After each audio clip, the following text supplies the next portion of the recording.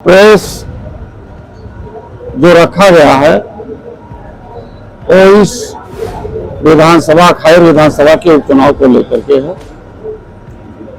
और खैर विधानसभा का उपचुनाव समाजवादी पार्टी इंडिया अलायंस के पक्ष में है, क्योंकि केवल खैर विधानसभा ही नहीं, उत्तर प्रदेश में होने वाले 9 विधानसभा की सीटों पर जब मैं क्षेत्र में गया तो सभी क्षेत्र के लोगों की जो एक आवाज है वो भारतीय जनता पार्टी को हटाने की एक मुहिम है और उस मुहिम में पूरा किसान, नौजवान, महिलाएं, मजदूर सभी लोग शामिल हैं।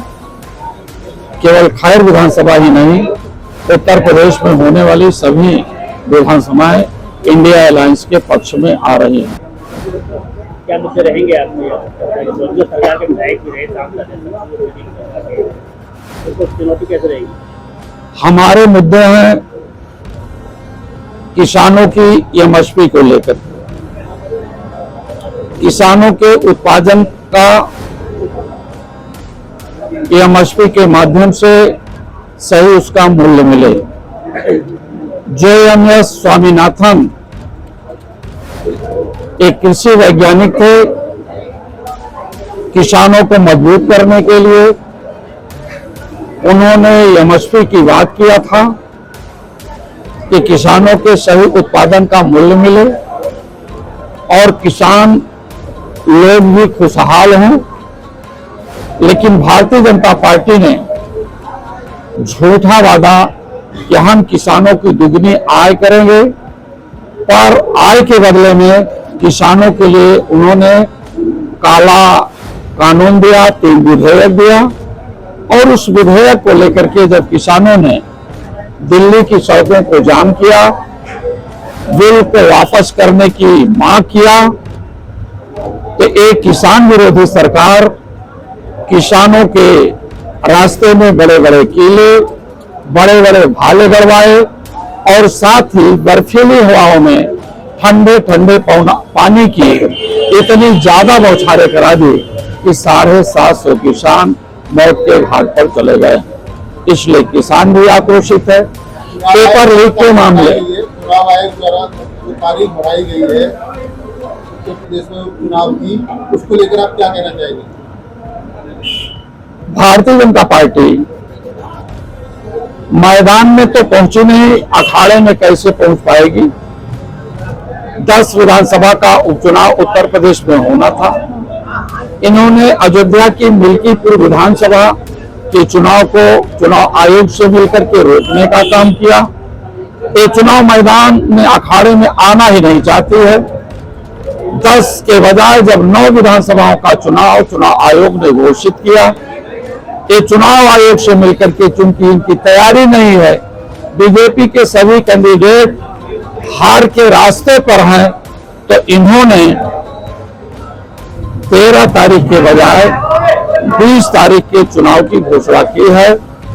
मैं आपके माध्यम से बताना चाहता हूं कि चाहे जितनी तारीखें बदल लें, चाहे जितने डीएम और एसपी बदल लें, चाहे अपने जितने भी दरोगा और सिपाही बदल लें, जितने भी मजिस्ट्रेट बदल लें, लेकिन समाजवादी पार्टी के जो जाबाज हमारे कार्यकर्ता हैं, मैं उन सभी लोगों को बहुत बहुत बधाई देता हूं जो किसानों के बीच में, नौजवानों के बीच में अपने उन मूलभूत मूल्यों को स्थापित करने के लिए अपनी बहनों के बीच में जाकर के समाजवादी पार्टी को जिताने का काम कर रही है।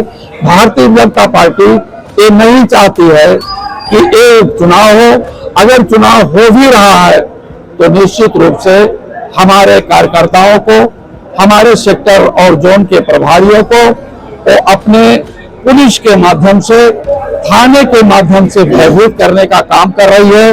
लेकिन इनका भय हमारा नौजवान कार्यकर्ता, क्या चुनाव आयोग बीजेपी के लिए काम कर रहा है? चुनाव आयोग, ये सरकार बीजेपी के लिए काम कर रही है, क्योंकि सरकार यहाँ भारतीय जनता पार्टी का कैंडिडेट चुनाव नहीं लड़ रहा, यहाँ चुनाव लड़ रही है। एक तरफ जनता इंडिया अलायंस की है, दूसरी तरफ सरकार भारतीय जनता पार्टी के कैंडिडेट्स को जिताने के लिए हर कोशिश में ईमानदारी से कार्य कर नहीं रही है। मैं चाहता हूं कि निष्पक्ष चुनाव हो, निष्पक्ष मतगणना हो। लोकसभा के चुनाव में आप लोगों ने देखा होगा कि हमारे 10 ऐसे कैंडिडेट्स थे लोकसभा के प्रत्याशी जिनको जबरदस्ती काउंटिंग में भी हरा दिया गया, और वोटर्स के हैसियत पर जब वोट लेने के जा रहे थे तो हमारे कार्यकर्ताओं का, हमारे वोटरों की आईडी पुलिस द्वारा अपने हाथ में ले ली गई है। हमने देखा इस टुंडरकी के विधानसभा में कल मैं था, वहां कम से कम पता नहीं कितने अनगिनत गांव में जाकर के वो वोटरों से उनकी आईडी जबरदस्ती कहीं कोटेदार के माध्यम से, कहीं अन्य रास्तों से लेना चाह रहे दिया है। इसलिए इस चीज का हम लोग पुरजोर विरोध करते हैं कि वोटरों की आईडी पुलिस क्यों ले रही है। यार आप लोग एक बात को नहीं समझ रहे कि आज देश में किसान फांसी लगा के मर रहा है, नौजवान रोजगार के लिए रो रहा है। इस सरकार का सिर्फ काम है कि मदरसों में, मस्जिदों में, मंदिरों में समाज को अटका दो, जिसमें कुछ नहीं होना था। आप समझ रहे हैं, संविधान नहीं बदल पाएंगे, ये इतने ताकतवर नहीं है।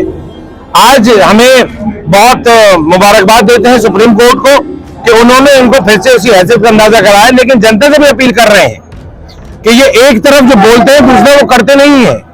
ये आपका ध्यान भटकाना चाह रहे हैं। तुम अपने बिजली के बिलों की माफी जो है वो इनको माफ करने देना, तुम इनको जो है वो कोरोना के लिए माफ मत करना, बेरोजगारी के लिए माफ मत करना, जब चावल खरीदे तो इनको माफ मत करना, जिस तरह से महंगाई बढ़ा दी है। ऐसा सुप्रीम कोर्ट का है ये चीज को लेकर से चालू रहेंगे सरकारी। मैं संविधान को इस बात के लिए मुबारकबाद दे रहा हूँ। मैं आपसे यही कह रहा हूँ कि मैं देश के संविधान को इस बात की मुबारकबाद देता हूँ, जनता को मुबारकबाद देता हूँ कि जिन्होंने संविधान बचाने के लिए भाजपा को हराने के लिए वोट दिया था 2024 में।